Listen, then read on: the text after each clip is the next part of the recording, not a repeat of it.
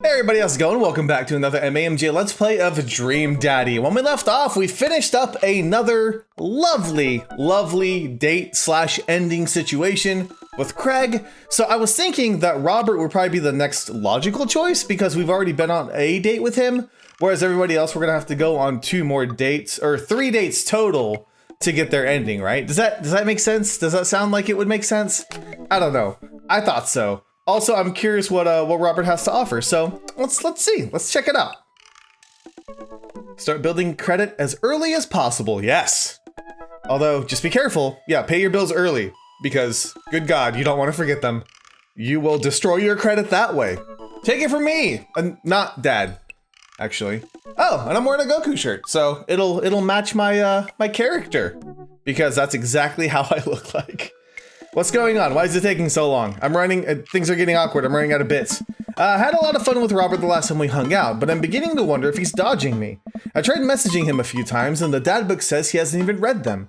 Hasn't even seen him come out of his house actually. I decided to send him one last message, figuring that this will produce the same result.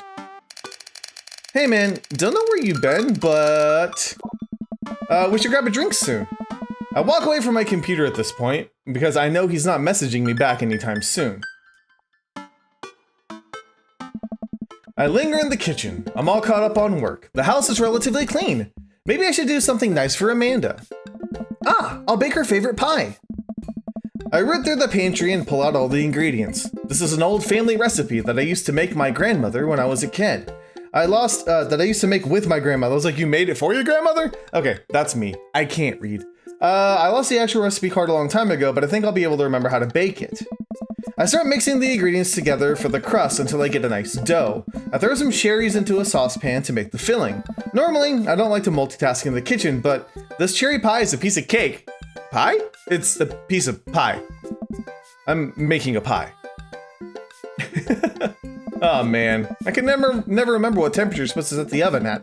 I'm pretty sure it's 375, but I could be wrong. What am I kidding? I'm never wrong when it comes to this pie.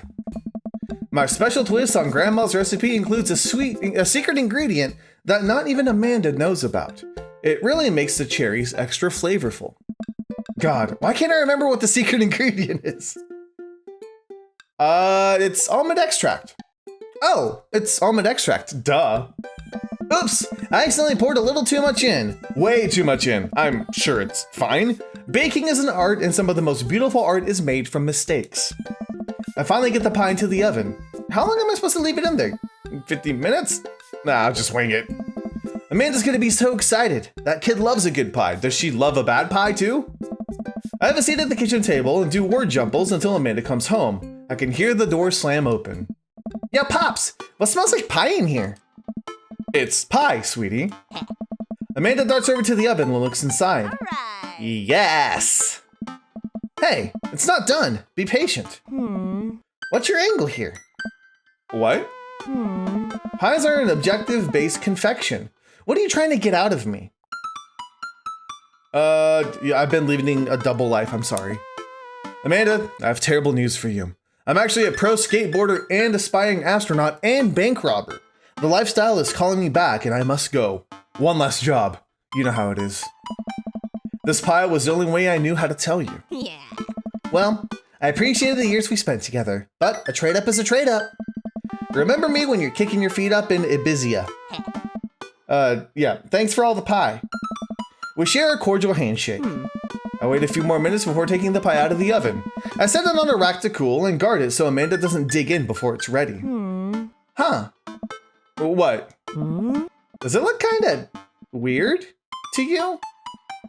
Oh, that's just me taking an artistic license on what cherry pie means to me emotionally. I'm just saying this because, you know, it seems like you might have baked this pie incorrectly. And you're currently, right now, trying to pass it off as a good thing. It's art, sweetie. Was it art when you accidentally baked a whole uncracked egg into the center of my 12th birthday cake? Well, was it art when you tried to make brownies and accidentally created chlorine gas? What did you do? Well, that's a bit of an exaggeration. Was it art when you just Eat the pie, Panda. I cut us a few slices and we sit down to eat. The cherry filling oozes out of the sides and the buttery crust glistens. I watch as Amanda takes a bite. Aww. Oh no! What's wrong? Is it not good? Oh. Amanda winces and fans her mouth. No, I just burned the heck out of the roof of my mouth. This pie is amazing. Yes! Sorry for doubting you. I breathe a sigh of relief and take a bite. She's right, the pie is pretty incredible, as it always is. I'm really proud of you for making a pie without burning the new house down. I got a few dad tricks up my dad sleeve. Maybe fathers aren't bumbling and stupid as the media make us out to be. Maybe we as a society should have a little more respect for fathers as a whole. Dad, your sleeve is on fire. I run to the sink and put myself out. Pride will be my undoing.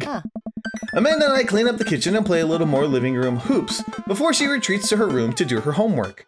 I go back to my word jumbles. Hey, this one spells cat. Nice. The rest of the evening trickles by. We eat dinner, I help Amanda with one of her scholarship applications, and we both start getting ready for bed. I decide to check Dad Book one last time before I climb into the bed. Still nothing from Robert. I hope he's okay. I turn out the lights and lie down. Hey. What? I'm outside. Come outside. What? Ugh, what is that? I was just on the verge of falling asleep. I climb up out of bed and try to identify the source of the dinging. My computer screen illuminates the dark room.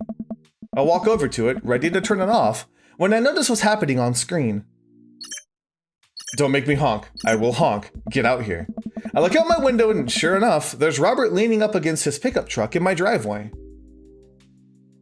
Can I help you? I open my door and figure out what's going on. Hey? Wanna hang? I was kinda sleeping. That's no fun. Come hang out. I would argue that sleeping is very fun, but I don't have anywhere to be in the morning. I might as well live a little. Sure. Cool. You plan on going out like that? I look down and realize that I am, in fact, not wearing pants. I mean, I don't mind. Right, 1 second. I run inside and throw on my going out pants, shoes, and a jacket. I grab my keys and meet Robert back outside. Ready? Ready. Hop in. I jump into the passenger seat of his old red pickup truck. I have to move a few empty cigarette packets and gas station receipts out of the way before I can sit in. Robert silently starts the car and we drive out of the cul-de-sac.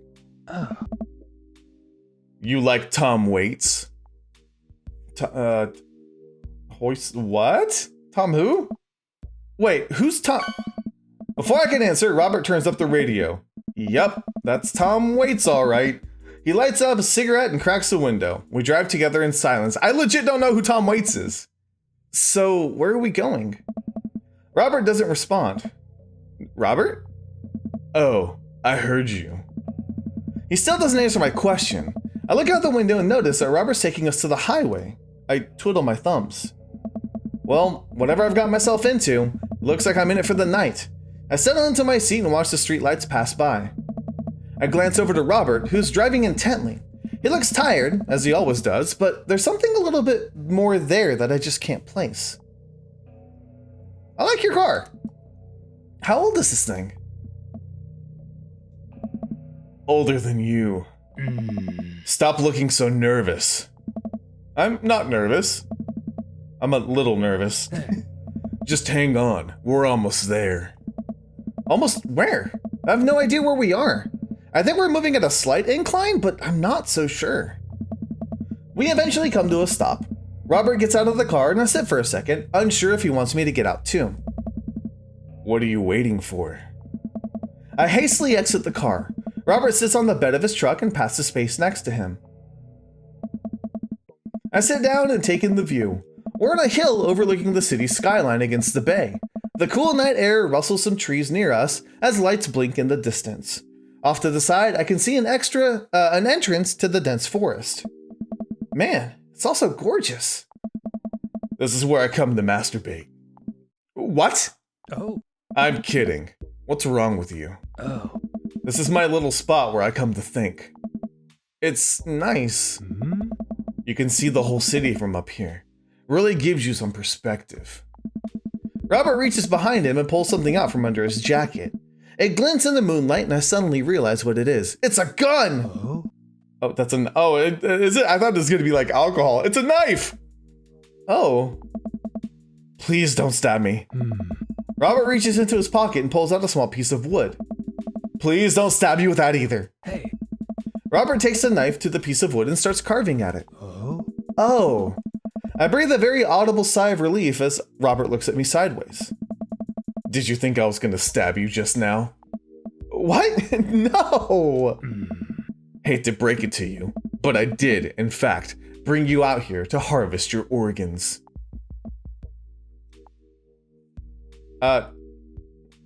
Laugh, I guess? I laugh. That's nervous laughter, not funny laughter. God, he's gonna hate me!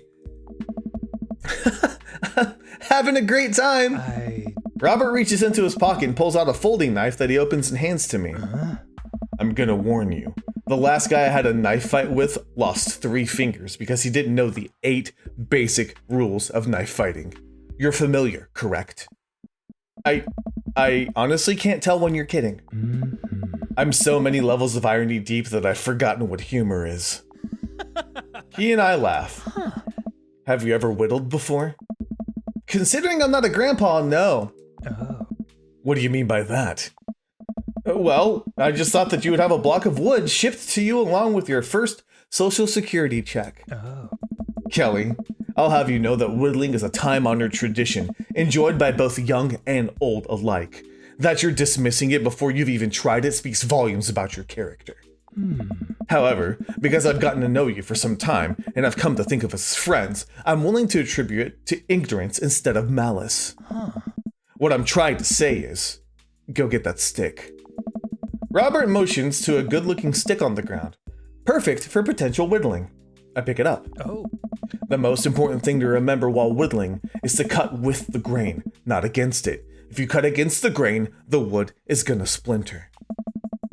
Is that the most important thing, safety? Oh. Huh. No. Yeah, we're not gonna get along very well. Getting hurt comes with the territory. Look at my hands. I look at his hands. They're calloused and covered in little white scars. They are very nice hands. Oh. You can't make a stick omelet without breaking a few hand eggs. What does that even mean? Knife that wood. Oh God, I actually have to do it? Okay. What am I... What? What is happening?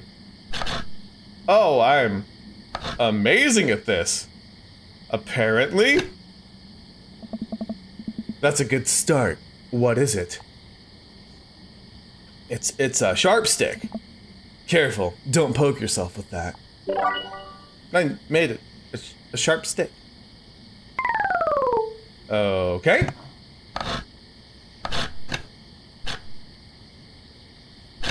Is this a popsicle stick?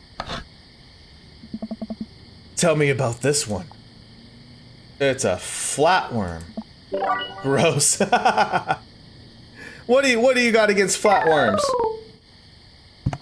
Huh. Oh, I'm so good at this, guys. What's the story here? It's a bubble popper. Not to burst your bubble, but there aren't any bubbles around here. Made a bubble popper, whether you like it or not. There's so much stuff to make. This is actually kind of fun, though. What's this? It's a Ouija board planchette. Now all you need to do is carve up a board and we're set. Also maybe carve a ghost. Do you not like Ouija boards? I don't either. I think they're terrifying, but I thought he'd be all about it. Okay. What is... Nice form. What's it supposed to be? It's you. You really captured my likeness. I'm impressed. Robert, I guess. I love it. There's so much carving. Interesting. What do we have here? The ambidextrous chopstick. No, you know what, Lefty? It's a stick. No, it's a lefty chopstick, man. Come on. I told you this. Oh, that's a big one. I don't know if I'm gonna be able to watch it make like the tiniest thing. If you keep this up, you'll be a whittling pro in no time. It's a swan. Swan? Nice work. Honk! The meanest bird. How much stuff are we making here, buddy? Just curious. I'm a whittling man. Beautiful handiwork. What do you call it? Sir Horsington the Brave. A brave and noble name for a brave and noble creature. Beautiful gift for Amanda. Oh, that's actually kind of adorable. We did it. Yay! So, Hey. Is it morning now? Robert and I sit in silence for a while, carving our pieces of wood. I think I'm getting the hang of this. It's actually kind of relaxing. I glance over to see what Robert's working on. He's carving a smaller wooden knife? While I'm distracted, the knife slices into my thumb. Blood gushes all over my little wooden carving. Robert is lost in carving and doesn't notice me bleeding everywhere. Robert still doesn't notice. Robert, I'm dying. I'm bleeding to death. Oh? Robert finally looks over. Oh. He reaches into his jacket again. Jeez, how much stuff does this guy keep in here? And pulls out a red bandana. He wraps it around my thumb. Hold tight. He hops off the truck and I can hear him rummaging around in his car. He comes back a moment later with a well-stocked first aid kit. Robert carefully wipes all the blood off of my hands and swipes a bit of antiseptic into the cut. With surprising gentleness, he places a bit of gauze on the wound and wraps it all up. Huh. You okay? Yeah, I'm good. He hands me what's left of the tube of antiseptic. I was like, what's left of my thumb? Make sure to keep that cut clean. It's oddly touching and a little sexy? I guess I'm a real whittler now. Huh. That you are. Be careful, though. They're attracted to the smell of blood. Wait, what? What's attracted to the smell of blood? Huh. Cryptids. Tons of them out here, you know. Cryptids? Like Mothman and stuff? Mothman is BS, but yeah.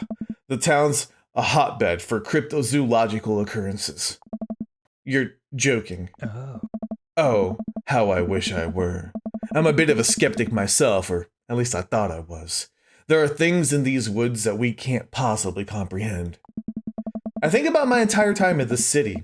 Aside from the occasional stray coyote, I don't think it's too bad. Oh? You ever hear of the Dover ghost? I don't think so. Hey. Well, let me tell you a story. Hey.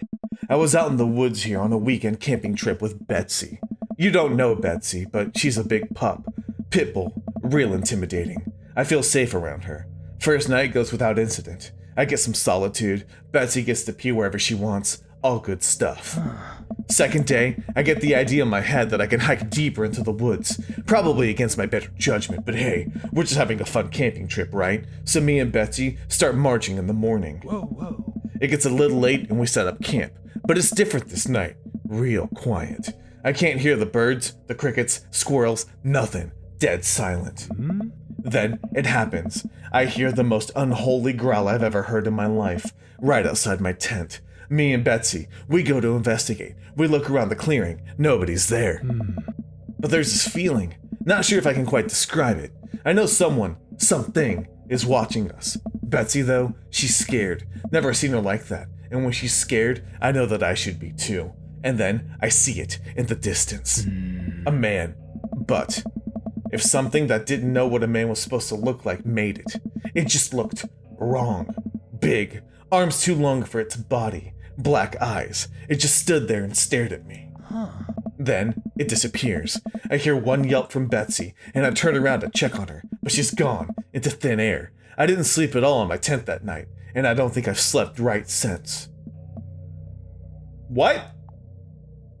That's terrible. Wow, Robert. Hey. I'm so sorry. They say if you listen closely on quiet nights just like tonight, you can hear the howl of the Dover ghost. A howl resonates through the woods. It doesn't sound like a regular howl. No, it's so guttural. Even from far away, something about it makes my skin crawl. Okay, Robert, real funny. I turn to look at Robert. He's as white as a sheet. Uh-oh, you're messing with me, right? I was messing with you, up until literally just now. I totally made that camping story up. I strain my eyes to scan the forest line, trying to see where the howl originated from. Off in the distance, I see something. It's so far away, I can barely make out its shape. It looks human, but it's dragging something. Do you see that? Oh? We should go. Whoa. Robert and I slowly back away into the truck. He turns off his headlights and we make a slow crawl away back onto the road. I'm too scared to look back. What was that? Huh? The Dover ghost, I guess. I chuckle nervously. This time it doesn't seem like he's messing with me. Or maybe someone illegally dumping garbage on the wildlife preserve? Yeah, that's the story we'll tell ourselves. Whoa. We sit in silence for a little while longer. The fear of whatever that was slowly subsiding, as we get closer to the city. Thanks for coming out. This was fun. I'm sorry I haven't been in touch. I've just been in a way lately. I had to get out of the house. Had to be around somebody. You doing okay, man? Robert thinks for a second and lights another cigarette. Hey. Been doing a lot of thinking. He takes a long drag. As I get older, I feel more and more that I'm just drowning in the sea of regret. I was so busy chasing after these things I thought would make me happy that I didn't think about anyone else. All I cared about was myself. I didn't even think. Hey. Robert stops. I wait for him to finish his thought, but he just stares at the road. Maybe I'm just built like this. Or maybe I do it to myself. Maybe it's my own choice that I'm unhappy as I am. I try to think of something to say. I remember all the times in my life when I've been sad, and there's a great many of them, but there was always a light at the end of the tunnel, something that I held on to keep me going. But there's something so resigned about the way Robert's talking. I'm glad you told me. It must have taken a lot for you to want to tell somebody this. You're a mysterious guy, Robert. You don't have to be. Do you ever wish you were a better father? I think about it for a second. All the time. You can read all the parenting books you want, but nothing will ever prepare you for raising a child. There's so much stuff I regret or wish that I could have done better, but I don't have the answers. I don't know if anyone does. Oh. It's funny. I look at you and your relationship with your daughter, and it seems perfect. It isn't. At least you're there for her. I stare out the window at the blur of passing trees. I just hope I'm a better father than my dad was to me. What did your dad do? It's more about what he didn't do. He was quiet, stoic.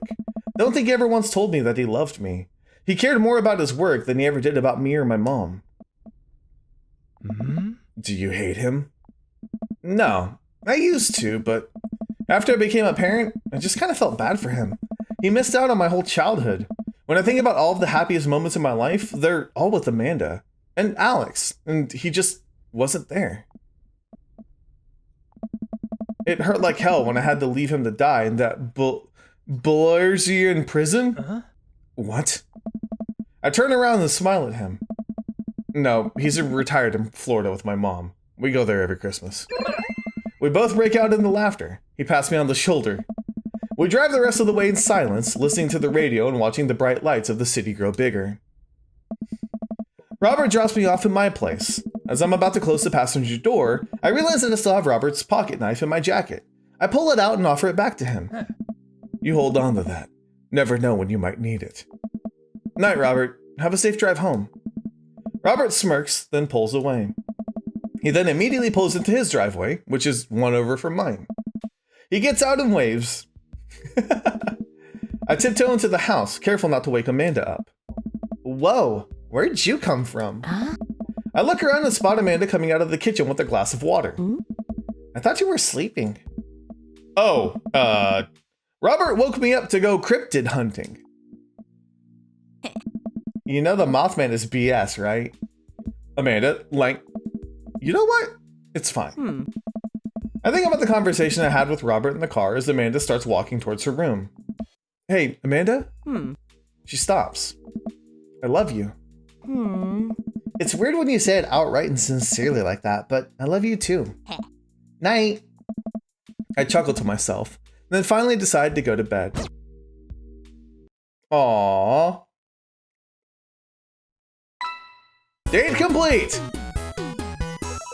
Body humor. I got a lot of energy saving.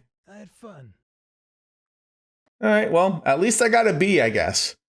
It's better than nothing, right? Welcome.